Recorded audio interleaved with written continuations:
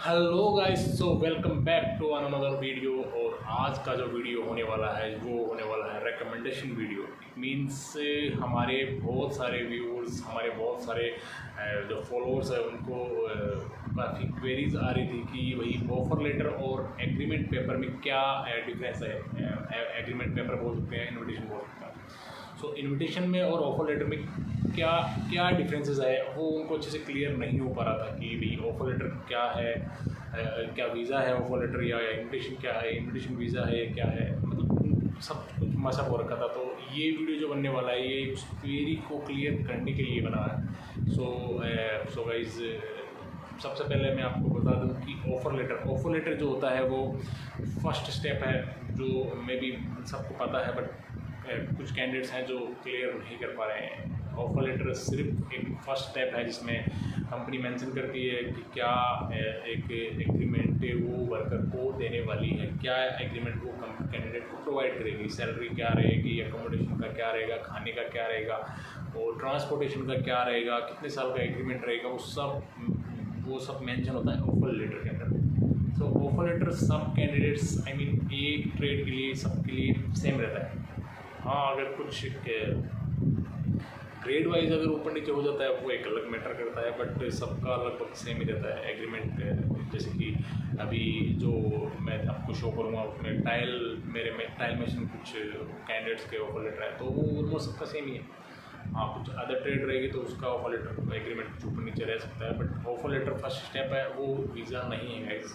वो सिर्फ एक कंपनी का प्रारूप है, वो एक कंपनी का ऑफर है कि भैया ये आप अगर हमारी कंपनी में आते हो, काम करते हो, तो ये चीज़ें हम आपको सब प्रोवाइड कराएंगे, ये सब आपको मिलेगी। और अगर आपको ये सब चीज़ें एग्री कर रहे हो, आपको ये सब चीज़ें ठीक है, आपके लिए ओके है, तो आप इस पर साइन करें, देन उसके बाद हम आपका वीज़ा प्रोसेस करेंगे आगे के। तो ये है ऑफर लेटर। और इनविटेशन जो होता है वो वीज़ा ही है, कंपनी की तरफ से वीज़ा है, और उसके बाद उसके ऊपर एक दो स्टेप्स और आगे बनती है, वो मैं आपको आगे भी जस्ट बताऊँ। तो गाइस वीडियो को बिल्कुल भी स्किप ना करें, वीडियो को शुरू से लेकर एंड तक देखें ताकि आपको अच्छे से क्लियरफाई हो जाए, कहीं भी कोई पॉइंट छूटना नहीं चाहिए, वरना आपको अच्छे से समझ में नहीं आ पाएगा कि दोनों के अंदर डिफरेंस क्या है। क्योंकि मैं जो पूरा वीडियो वो एक पूरा मर्ज वीडियो है, पूरा शुरू से लेकर एंड तक देखोगे तभी आपको पूरा अच्छे से समझ में आएगा। ये सिर्फ एक क्रोशे के लिए डिपेंड नहीं है, ये एक ऑल ओवर कंट्रीज हर कंपनी के लिए ये सेम ही प्रोसेस है। पूरा वीडियो देखिएगा इस ताकि आपको अच्छे से समझ में आए। तो चलिए लैपटॉप स्क्रीन पे मैं आपको दिखा देता हूँ ऑफर लेटर क्या है, इन्विटेशन क्या है, और इन दोनों के अंदर डिफरेंसेस क्या है। तो गाइज, सबसे पहले मैं आपको शो करता हूँ कि ऑफर लेटर और इनविटेशन के अंदर क्या डिफरेंसेस है। तो मैंने कुछ फाइल्स डाली हुई है इस वीडियो के पर्पज से, तो मैं आपको सबसे पहले ऑफर लेटर के बारे में बता देता हूँ।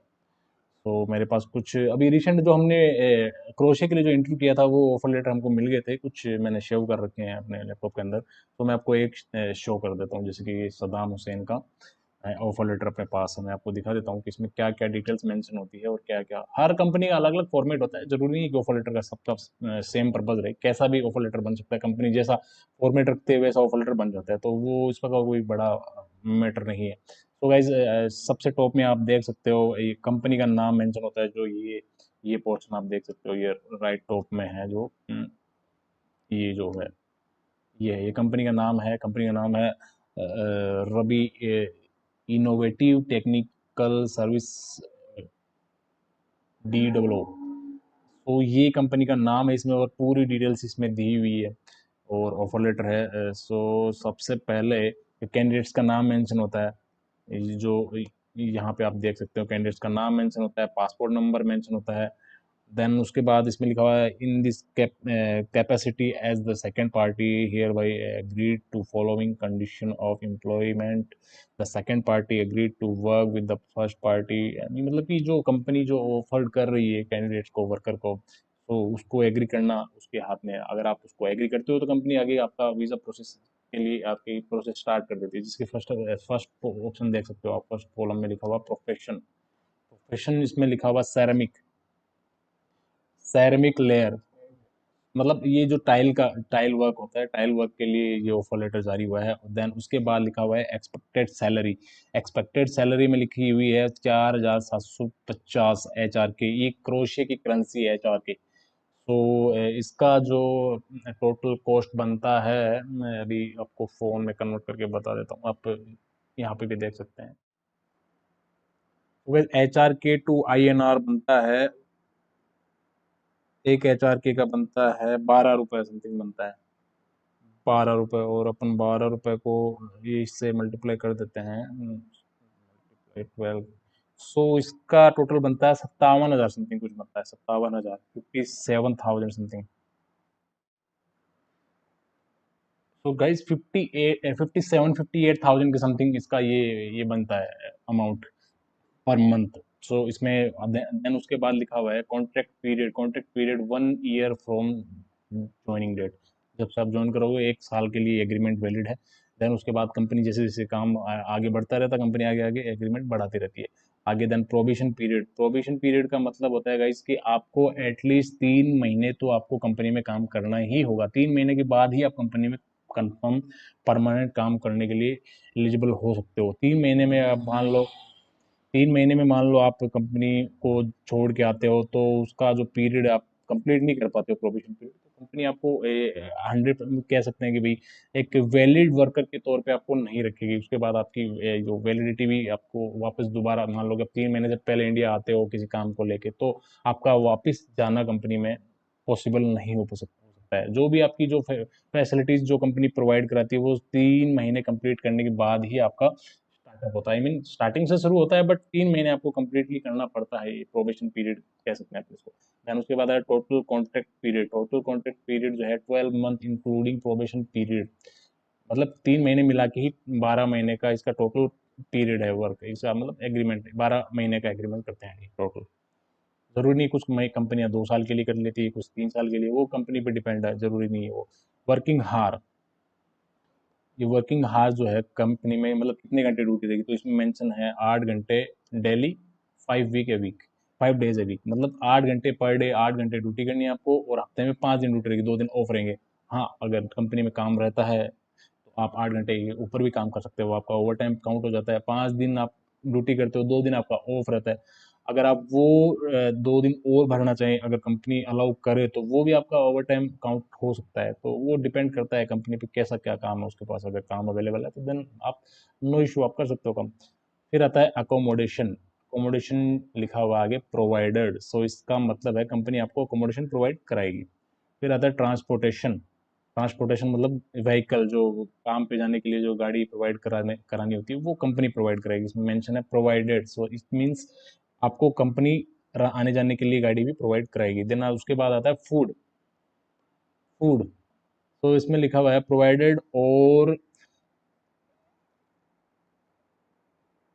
कॉम्पेंसेटेड, मतलब कि इसमें प्रोवाइडेड या तो कंपनी आपको देगी, या फिर इसके अलावा आपको 415 एचआर की मार्केट करेंसी आपको कंपनी पैसे देगी, 415 एचआर के, वो आप अपने हिसाब से फिर आपको अरेंज करना पड़ेगा खाना। तो दोनों ही कंडीशंस लागू हो सकती है, कंपनी आपको जैसा उसको जो सूटेबल होगा उस हिसाब से आपको प्रोवाइड कराएगी। फिर आती है air passage from Croatia to native country upon expiration of contract.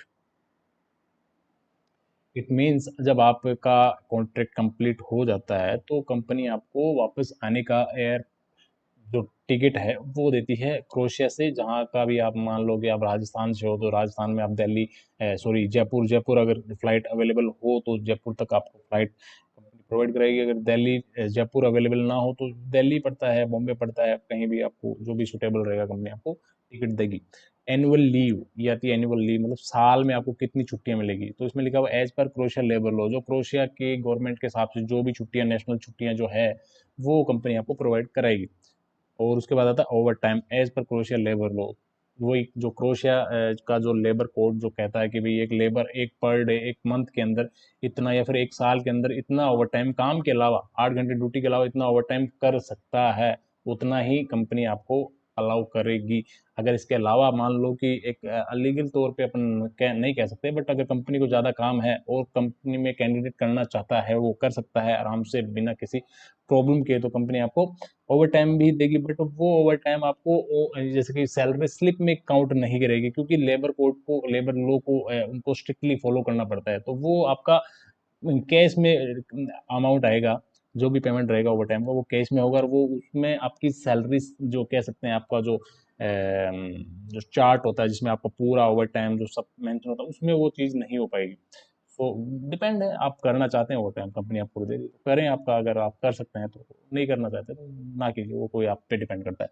Then उसके उसके बाद आता है इंश्योरेंस। इंश्योरेंस जो भी आपका मान लो कि काम करते हुए किसी चीज़ की चोट लग जाती है आपको, तो वो सब insurance company according to the labour law of Croatia, जो अगर क्रोशिया की लेबर कोर्ट अगर आपको कंपनी पे ये करती है कि भाई अगर आप वर्कर को हायर कर रहे हो तो उसकी आपको अथॉरिटी लेनी ही पड़ेगी, इंश्योरेंस आपको करवानी ही पड़ेगी, तो भाई डेफिनेटली कंपनी भी आपका इंश्योरेंस रखेगी। सो ये डिपेंड है लेबर कोड के हिसाब से। अगर लेबर कोड बोलती है कि भाई ये जरूरी नहीं है कि भाई जो आप वर्कर हायर कर रखा है आपने और उस पर इंश्योरेंस होना अनिवार्य है या फिर लाजिम है, तो जरूरी नहीं कंपनी आपको इंश्योरेंस नहीं देगी, वो डिपेंड करता है उसके ऊपर। कुछ कंपनियां तो करती है, कुछ नहीं भी करती। देन उसके बाद आता है रेसिडेंट परमिट। रेसिडेंट परमिट का गाइस का मतलब होता है कि आप वहाँ पे वर्क परमिट पे जाते हो, work permit. Resident permit will be provided by the company. So वहाँ आपका बनता है टीआरसी, बनता है टीआरसी। उसके ऊपर भी मैं आपको एक पूरा एक अच्छा सा वीडियो बना के दूंगा जिसमें आपको समझ में आएगा टीआरसी क्या होता है। टीआरसी जो बनता है वो एक बनता है वहाँ का रेसिडेंसी परमिट बनता है। वो टीआरसी बनने के बाद आप क्रोशिया में एक कह सकते हैं कि क्रोशिया के अलावा भी काफ़ी सेनेगल कंट्री है, तो सेनेगल में काफ़ी बहुत सारी कंट्री इंक्लूडेड है। सो आप वहाँ भी विजिट कर सकते हो। जब आपका टीआरसी पेपर बन जाता है तो वो आपको क्या करेगी, resident permit will be provided by the company. मतलब टीआरसी का जो खर्चा लगेगा, जो भी लगेगा, जो भी प्रोसेस रहेगा, वो कंपनी आपको सपोर्ट करेगी उस चीज़ में। तो ये भी कंपनी का ही हेडेक है। देन उसके बाद आता है अदर टर्म एंड कंडीशन। उसमें लिखा हुआ है according to the labour law of Croatia. तो जो भी इसके अलावा भी कुछ जो कंडीशंस रहती है, बहुत सारी कंडीशंस रहती है कि भाई वहाँ अगर थर्ड पार्टी अपन कंपनी किसी कंट्री में काम करने के लिए जाए तो वहाँ के भी रूल रेगुलेशन होते हैं, तो सिंपल सी बात है वो अपने को फॉलो करने पड़ेंगे। तो वो जो भी कोर्ट है, जो भी वहाँ का लेबर कोर्ट जो भी एक गाइडलाइन होती है वो अपने को फॉलो करनी पड़ेगी, इसमें अपने को कोई संदेह नहीं है। देन उसके बाद कुछ मेंशन लिखी हुई line, in this period if I make any problem against the this agreement, I am the responsible person for everything including company expenses। It means ये कह रहे हैं कि भाई अगर ये टाइम कंडीशन जो लिखी हुई है अगर मैं इसको नहीं मानता हूँ या फिर मैं इसकी अवहेलना करता हूँ तो जो भी इसका कंपनी जो मेरे ऊपर जो खर्चा करेगी, ये हर चीज़ का खर्चा लगता है, तो वो मुझसे मतलब वो उसका रिस्पॉन्सिबल मैं रहूंगा जो भी खर्चा लगेगा। So in addition I agree that I will not try to change my sponsorship until the completion of my contract. ये इसका मतलब है कि भाई आपने सिंपल सी बात है, आपने ये ऑफर लेटर साइन करा है तो इसमें मेंशन है कि आप 1 साल के लिए कंपनी से बंधे हुए हो। 1 साल का पीरियड आपको कंपनी के साथ करना पड़ेगा, और कंपनी इतना खर्चा आप पे कर रही है। मान लो आपकी टीआरसी बन जाती है 6 महीने के अंदर और 6 महीने बाद आप कंपनी लीव करते हो, तो भैया सिंपल सी बात है, जो भी आपको खर्चा लगेगा वो आपको पे करना पड़ेगा कंपनी को, क्योंकि आपने 1 साल के लिए कंपनी से एग्रीमेंट साइन किया है। तो ये एग्रीमेंट यहाँ एक वैलिड डॉक्यूमेंट भी है, तो ये अपने को अच्छे से पढ़ना भी जरूरी है कि इसमें साफ साफ हमने साइन करा है कि भाई 1 साल के लिए हम कंपनी के इस एग्रीमेंट पे काम करेंगे। तो अगर हम इसको ब्रेक करते हैं, इस रूल को ब्रेक करते हैं, तो पनिशमेंट के तौर पे हमें एक्सपेंसेस जो भी उसका खर्चा है वो हमें को पे करना पड़ेगा, सिंपल सी बात है। सो ये थोड़ा गाइज थोड़ा ध्यान रख लीजिए। अगर इसमें मान लो कि 3 साल का ये कॉन्ट्रैक्ट कई कंपनियां करती है, तो वो अगर हम करते हैं तो हमको देखो सीधी सी बात है वो कंपनी जैसा चाहेगी, मतलब ऐसा नहीं है कि वो हमको फोर्स कर सकती है उस चीज़ के लिए, उसके लिए कोर्ट पड़ा है। अगर ऐसा कुछ है कंपनी अगर हमको किसी चीज़ के लिए फोर्स कर रही है तो हम कोर्ट का सहारा भी ले सकते हैं, बट कोशिश करें कि ऐसा ना हो। जो भी कंपनी का जो सिस्टम है, जो भी उनका जो गाइडलाइन है उसको हम फॉलो करेंगे तो ज़्यादा बेटर रहेगा। तो गाइज नीचे कंपनी का मेंशन है, उनका जो एचआर है जो भी है रिस्पॉन्सिबल पर्सन उनकी सिग्नेचर है। देन सेकंड पार्टी जो वर्कर है वो जाता है वहाँ पे, यहाँ पे जैसे कि ये इधर कैंडिडेट के साइन होते हैं, साइन और उनके थंब और signature, I mean date of जो एक साइन जिस दिन करते हैं अपन वो डेट। तो गाइज ये ऑफर लेटर, आई होप आपको ऑफर लेटर अच्छे से समझ गया होगा। ऑफर लेटर आया मतलब ये नहीं है कि आपका वीजा आया, ये वीजा नहीं है, ये एक सिर्फ आपका एक प्रारूप है कि कंपनी आपको ये चीजें प्रोवाइड कराएगी, ये कंडीशन है, क्या आप इस चीज को फॉलो करने के लिए तैयार हैं, क्या आप इस एग्रीमेंट पे काम करने के लिए तैयार है। तो ये सिर्फ एक इंफॉर्मेशन पेपर कह सकते हैं अपन इसको। तो it is not A visa guys, simply बात है, ये वीजा नहीं है। देन अब मैं आपको दिखाता हूँ इनविटेशन मैंने पहले फर्स्ट वीडियो में भी आपको दिखाया है कि इनविटेशन कैसा होता है, फिर से मैं आपको इनविटेशन दिखा देता हूँ कि इनविटेशन होता कैसा है। वीज़ा रिक्वेस्ट,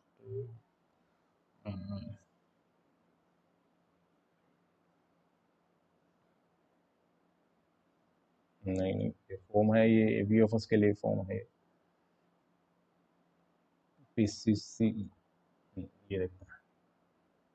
ये भी रिसेंट ही है, क्रोएशिया का अभी वीएफएस कंप्लीट हो गया, कैंडिडेट्स का स्टैंपिंग के लिए पासपोर्ट चले गए हैं, उनका स्टैंपिंग होने के लिए गया, तो कुछ डॉक्यूमेंट्स पड़े थे, तो मैंने आपको इस वीडियो में मैं आपको शो कर देता हूँ कि भाई क्या कुछ रहता है। ये है गाइस इनविटेशन, ये इनविटेशन रहता है, इसमें कुछ हल्की फुल्की इंग्लिश मिक्स होती है, वहाँ की कुछ लोकल लैंग्वेज ही रहती है। इसका मेन जो ये होता है क्यूआर कोड, ये इसका सर्टिफिकेशन होता है कि भाई अपना जो इनविटेशन है वो सही है या नहीं है। ये एक ऑथोराइज पर्सन ही इसको चेक कर सकते हैं, ये बाकी थोड़ा पेचीदा है। तो इसके बारे में अगर आपको कभी ऐसा कुछ हो कि आप किसी एजेंसी ने आपको इनविटेशन दिया हो और आपको वो चीज़ नहीं समझ में आ रही, तो गाइस आप मेरे को शेयर कर सकते हो, मैं पूरी हेल्प करूँगा कि वो जेन्युइन है या रॉन्ग है, मैं उसको अच्छे से आपको क्लियर करने की पूरी पूरी कोशिश करूँगा गाइस। सो नीचे यहाँ पे कंपनी की सील होती है और उसमें ये एक वीज़ा है, इसको वीज़ा बोल सकते हैं अपन, ये वीज़ा है गाइस, इनविटेशन बोल सकते हैं, एग्रीमेंट पेपर भी बोल सकते हैं। तो ये है लीगल एग्रीमेंट पेपर जो कंपनी ने जारी किया है आपको, और ये एक हाफ वीज़ा है। ये वीज़ा आपको मतलब ये वीज़ा मिल गया है तो मतलब कंपनी की जो है कंप्लीट प्रोग्रेस हो चुकी है। अब जो बनती है, जो बाकी की जो प्रोग्रेस बनती है वो बचती है एम्बेसी की। एम्बेसी में हम वीएफएस के लिए जाते हैं, वीएफएस के बारे में भी मैं आपको बताऊंगा कि वीएफएस क्या होता है। वीएफएस के ऊपर मैं अलग से प्रॉपर एक वो बनाऊंगा वीडियो, तो वो वहाँ पे आपको अच्छे से क्लियर हो पाएगा, और मैं उसका लिंक भी इस वीडियो के डिस्क्रिप्शन में जब मैं बनाऊंगा तो मैं उसमें भी मेंशन कर दूंगा, सो आप अच्छे से देख पाओगे।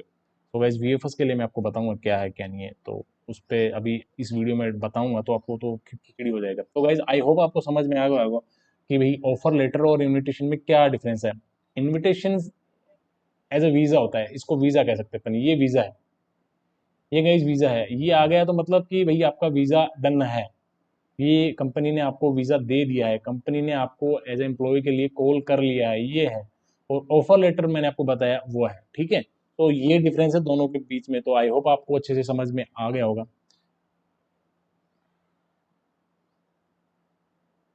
सो गाइज फाइनली आपको सब समझ में आ गया होगा कि दोनों के बीच में क्या डिफरेंस है। मैंने पूरी कोशिश की है कि आपको अच्छे से क्लियरफाई कर सकूं। अगर फिर भी इसके अलावा कुछ और क्वेरीज है आपके मन में, कुछ भी किसी भी चीज़ से रिलेटेड बट जेन्युइन चीज़ होनी चाहिए, सो आप कमेंट बॉक्स में डालो, मैं आपको पूरी कोशिश करूँगा कि मैं उसका पूरा निचोड़ करके आपको एक अच्छे ही तरीके से समझा सकूँ। हो सकता है वो टेक्स्ट के थ्रू भी हो सकता है, या फिर उसका एक अगर वीडियो बनाने की ज़रूरत पड़ी तो मैं वीडियो बना के भी आपको अच्छे से समझाऊँगा, वो कोई मैटर नहीं करता। सो गाइज आई होप आप सबको हमारा वीडियो अच्छा लगा होगा, और मैंने अपनी तरफ से पूरा 100% दिया है।